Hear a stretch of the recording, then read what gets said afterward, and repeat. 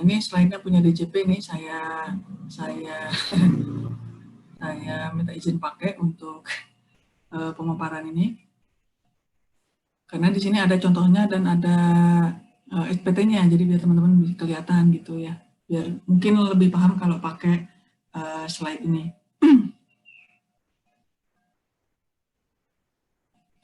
Lanjut aja. Nggak bisa di ini ya Mas ya? Nah itu. Ya. Nah, suami istri itu digabung. Beda nggak? Iya. Lanjut. Nah, status perpajakan itu ada di, nah ini SPT kita, ini contohnya di yang S ya. Jadi status kewajiban perpajakan itu ada KK, HB, PHMT yang tadi. Next Mas, klik. Nah ini ya, lanjut.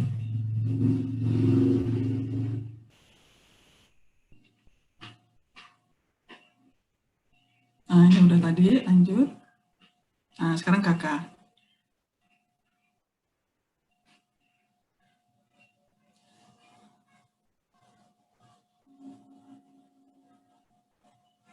Back dulu, jangan cepat-cepat Mas.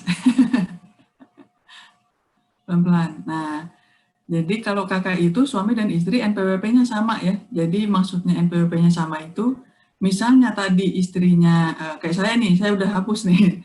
Jadi saya juga sebelum menikah udah punya NPWP. Nah ketika menikah NPWP-nya saya hapus, NPWP saya hapus gitu. Jadi saya datang ke kantor pajak, bilang saya sudah menikah dan saya pengen dihapuskan NPWP-nya dan digabung dengan suami. Nah, tapi saya tetap punya NPWP, kartu NPWP tetap punya, nomornya sama dengan nomor suami saya, nanti namanya itu digaring gitu. Jadi kayak ini si Putra sama Nabila. Jadi NPWP-nya Nabila itu, kartu NPWP-nya Nabila, kan si Nabilanya ceritanya karyawan juga ya, pasti si perusahaannya akan minta mana NPWP kamu gitu ya kan, supaya mau dipotong nih. Nah, jadi si Nabila pakai NPWP ini nih, dia NPWP-nya nomornya sama dengan nomor suaminya, terus namanya begitu, Putra Garing Nabila. Nah, ini nanti yang akan dijadikan dasar supaya si perusahaannya atau instansinya memotong dengan tarif normal. Karena kalau pegawai tidak punya NPWP itu ada sanksinya teman-teman ya. Nanti akan dipelajari di pelajaran POTPOT ya, PPH 21. Nah, lanjut. Nah, untuk kakak ini penghasilannya, hartanya, dan kewajibannya tiga-tiga. Jadi ada 3 komponen ya teman-teman di dalam SPT itu. Jadi ada penghasilan, kemudian ada harta. Harta itu seperti rumah, mobil, emas mungkin, tabungan, apalagi kendaraan gitu ya. Itu merupakan harta. Kewajiban itu utang maksudnya. Jadi kayak saya nih, saya masih punya cicilan di bank BRI misalnya gitu. Itu masuk ke dalam kewajiban. Jadi kewajibannya maksudnya utang ya teman-teman.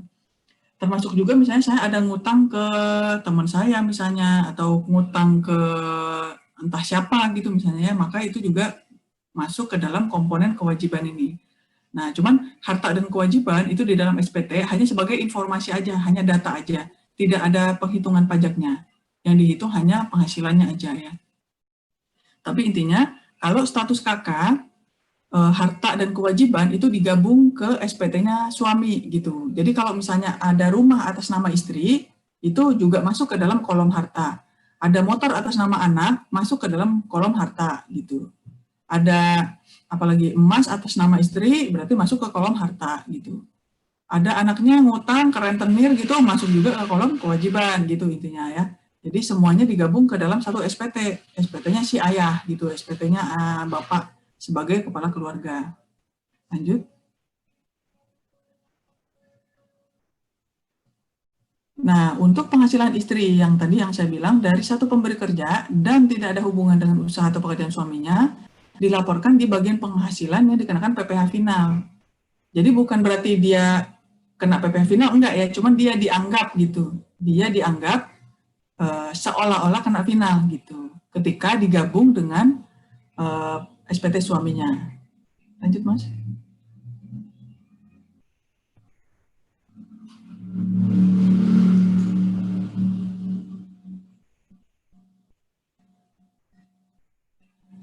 Nah, Dan yang bikin SPT laporan SPT tahunan itu hanya suaminya aja, istrinya nggak lapor lagi, anaknya juga nggak lapor. Lanjut. Nah, sekarang hidup berpisah. Kalau hidup berpisah ini tadi ya, yang berdasarkan putusan hakim. Klik lagi. Ya, klik lagi. Ini agak banyak animasinya. Nah, statusnya dua-duanya TK ya, TK dan tanggungan. Tergantung nih, apakah dia punya anak atau tidak, dan anaknya ikut siapa. Misalnya anaknya 2, 1 ikut suami, 1 istri, berarti masing-masing TK 1 gitu ya. Jadi memang mereka sudah dianggap terpisah nih. Lanjut. Nah, PPh terutangnya dihitung masing-masing, jadi betul-betul terpisah ya teman-teman. Lanjut. Harta juga dilaporkan masing-masing. Dan pelaporan SPT tahunan juga masing-masing oleh si suami dan si istrinya itu. Nah, sekarang yang pisah harta. Dia tidak bercerai, tapi hartanya dicatat terpisah. Gitu. Lanjut. Istri punya NPWP sendiri.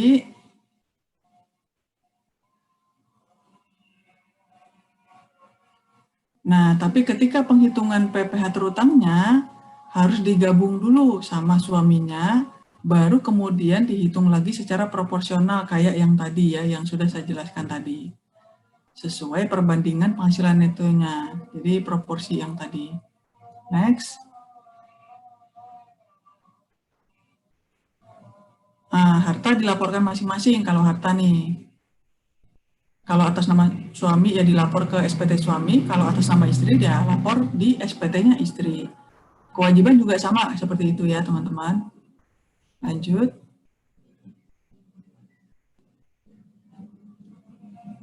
MT ini hampir sama dengan PH tadi, dengan PH ya. Tidak bercerai tapi memilih mengendaki menjalankan kewajiban perpajakan masing-masing. Lanjut. Istri punya NPWP sendiri. Tadi ya males ngurus penghapusan NPWP. Next. Nah, caranya sama dengan PH tadi. Digabung dulu, lalu dipisah lagi secara proporsional. Next. Harta lapor masing-masing, persis sama kayak PH tadi ya. Next. Contoh, nah ini contohnya. Kalau kakak,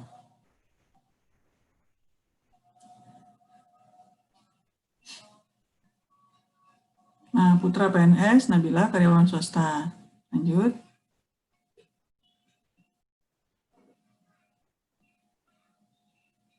Nah kayak gini ya cara ngitungnya teman-teman. Ada penghasilan PPh-nya sudah dipotong oleh pemberi kerja masing-masing ya kalau dua-duanya penghasilan dari pekerjaan. Lanjut dulu.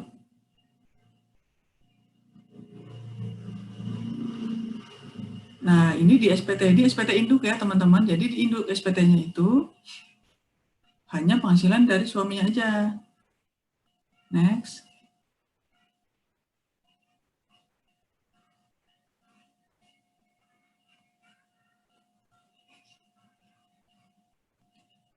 Nah, ini yang tadi saya bilang penghasilan istri itu masuk ke dalam lampiran. Nah, ini lampiran 2. Klik lagi, Mas.